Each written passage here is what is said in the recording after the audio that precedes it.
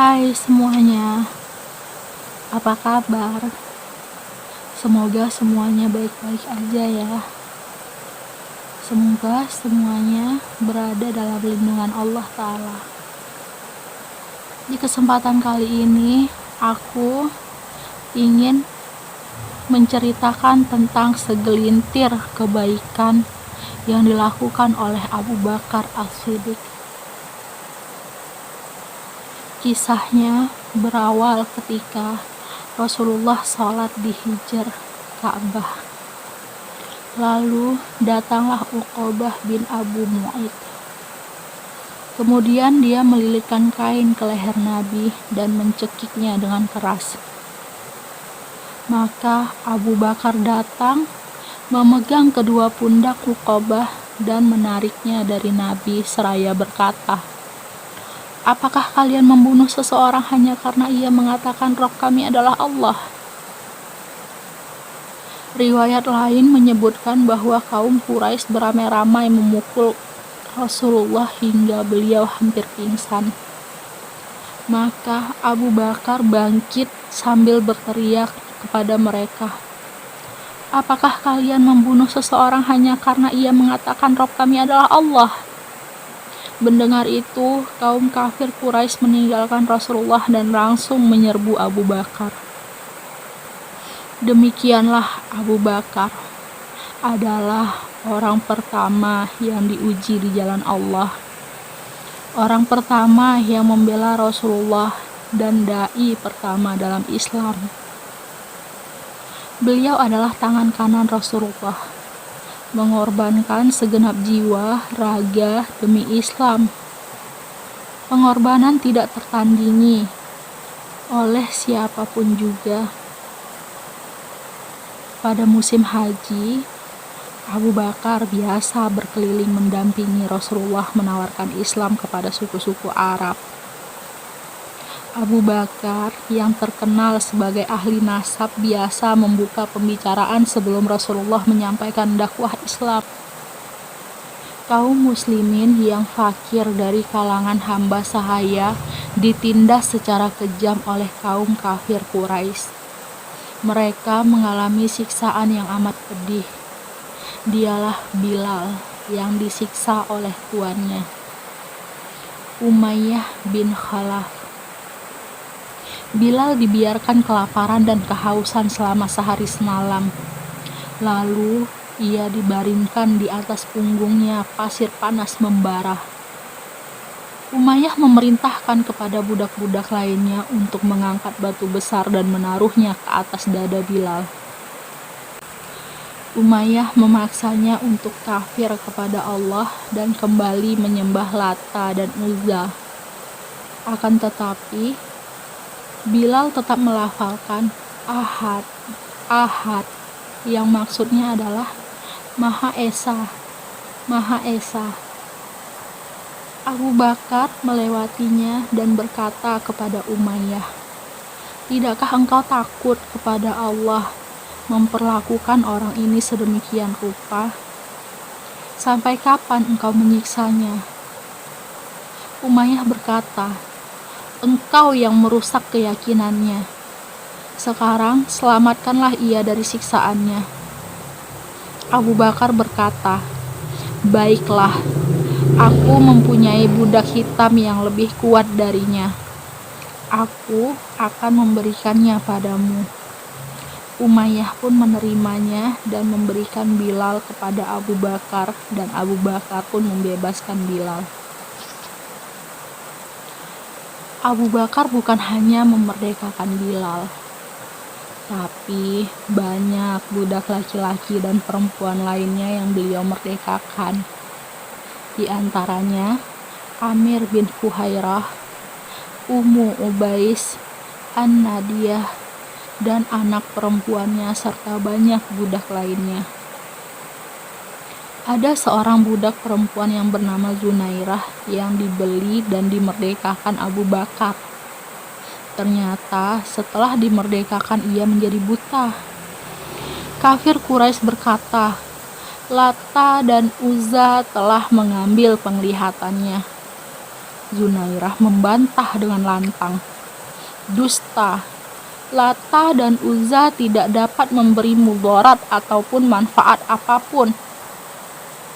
Maka Allah pun mengembalikan penglihatannya. Beliau melakukan itu semua tidak mengharap terima kasih ataupun popularitas.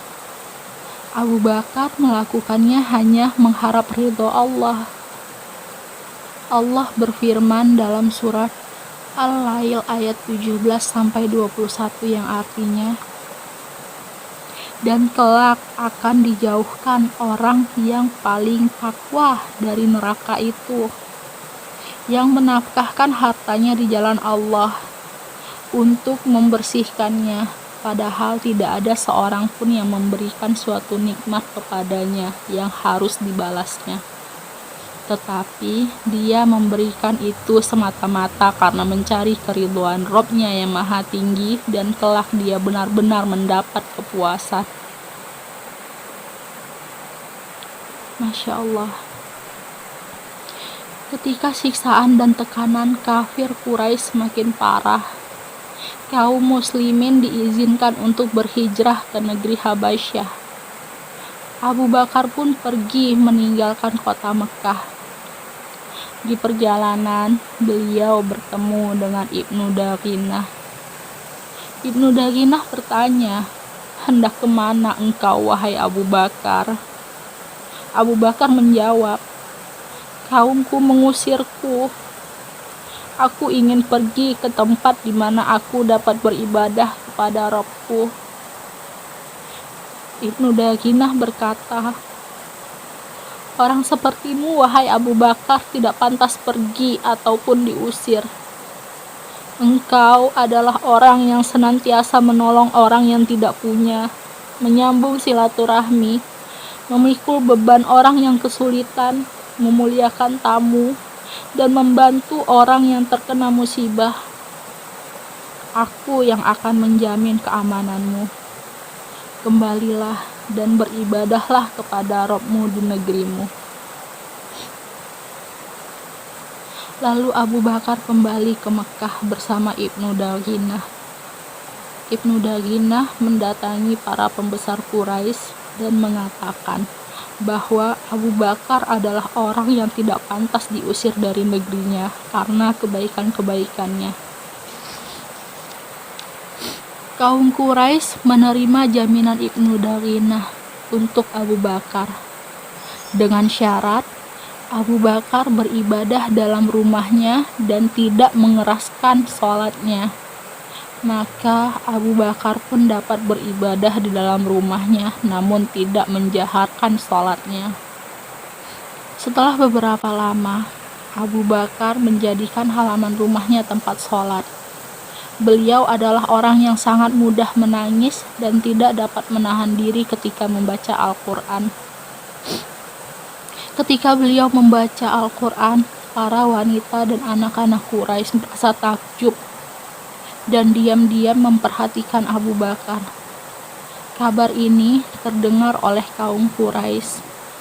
Mereka lalu mengirim utusan kepada Ibnu Daginah, mengadukan perkara Abu Bakar yang sholat di halaman rumahnya dan mengeraskan suara ketika sholat.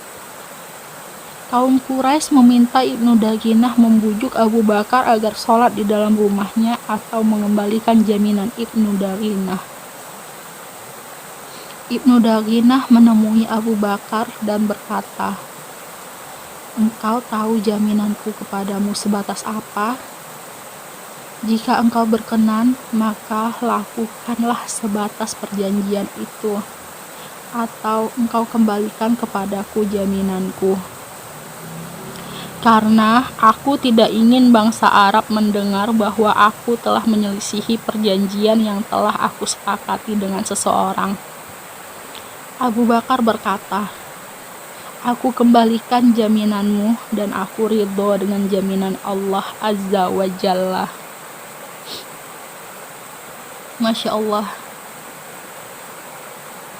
Inilah sebenarnya kebaikan-kebaikan tanpa pamrih. Tiada yang diharapnya dari manusia. tiada di dalam hatinya rasa bangga karena telah melakukan ini, karena telah melakukan itu. Dia tetap dengan pendiriannya kepada Allah Azza wa Jalla. Semoga kita yang mendengar kisah pada hari ini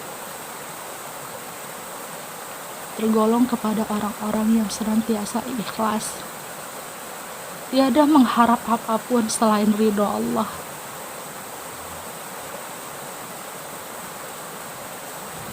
Dan semoga apa yang aku coba sampaikan pada kisah ini bermanfaat untukku dan untuk kalian semua. Sampai jumpa lagi di kisah-kisah selanjutnya. Jangan pernah bosan ya nungguin video dari aku.